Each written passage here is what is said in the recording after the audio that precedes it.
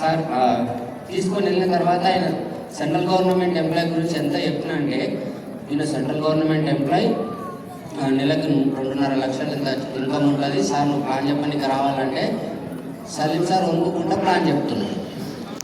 ఎందుకంటే నేను మిస్టేక్ ఏం చేసినా, ఈయన సెంట్రల్ గవర్నమెంట్ ఎంప్లాయ్, చాలా పెద్ద వ్యక్తి, ఇన్కమ్ ట్యాక్స్లో చేస్తాడని చెప్పిన సలీం సార్ వండుతా ఉన్నాడు. నాకు అర్థమైంది అప్పుడు సలీం సార్ ప్లాన్. అరే ఎందుకంత భయపడుతున్నావు, నార్మల్గా చెప్పంటే బయట సెంట్రల్ గవర్నమెంట్ ఇన్కమ్ ట్యాక్స్లో చేస్తున్న సార్, మేము డ్రైవరింగ్ నుంచి వచ్చినాము, అవతల వ్యక్తిని చూస్తే భయం అవుతుందా లేదా? భయం అవుతుందా లేదా? నాకు ఆ రోజు ఫస్ట్ నాకు అర్థమైంది ఏంటంటే, జీవితంలో ఇక అప్లైన్తోనే ప్లాన్ చెప్పొద్దు.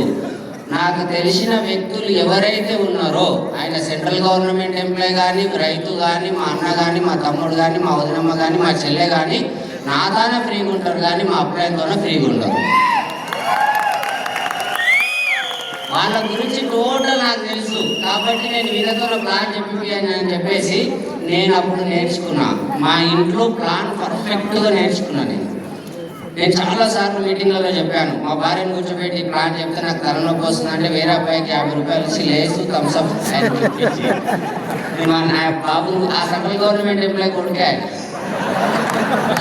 ఆయనకి లేసు థమ్స్అప్ ఇప్పించి ప్లాన్ చెప్తా ఒక 10-15 సార్లు చెప్పినాక, అంకుల్ 3ఓసారి చెప్పిన ఇప్పుడు ప్లాన్ సూపర్ ఉంది అన్నాడు.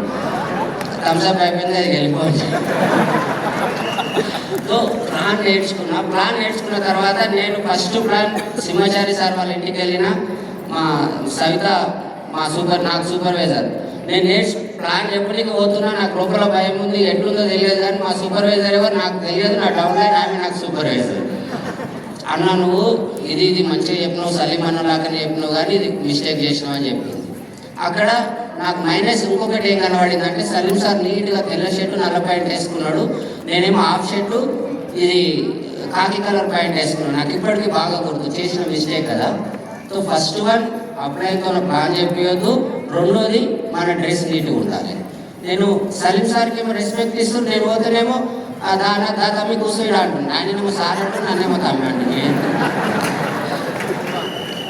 తమ్ముడు ఎట్లా అంటాడు, సార్ ఏమో సార్ అన్నారు, నాకు తమ్ముడు అంటున్నారు అంటే నా డ్రెస్ నార్మల్ ఉంది, నేను డ్రైవర్ అని ముందు చెప్పుకున్నాను.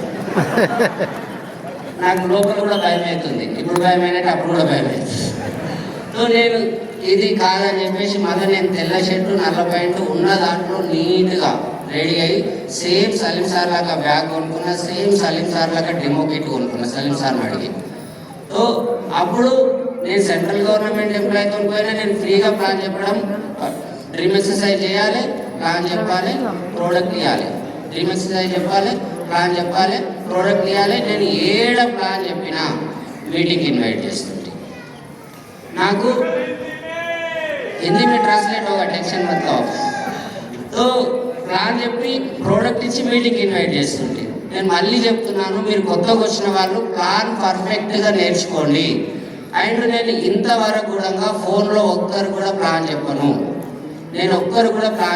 ఫోన్లో. ఎందుకంటే ఆల్రెడీ మీడియం చెప్పారు కదా, నేను ఎవరికైనా సరే నాకు యూట్యూబ్లోకి వెళ్ళి ఫోన్ వచ్చినా, ఇన్స్టాగ్రామ్లోకి వెళ్ళి ఫోన్ వచ్చినా కూడా 90% వెళ్ళి కలిసి ప్లాన్ చెప్పడానికే ప్రయత్నం చేస్తా స్టార్టింగ్ నుంచి.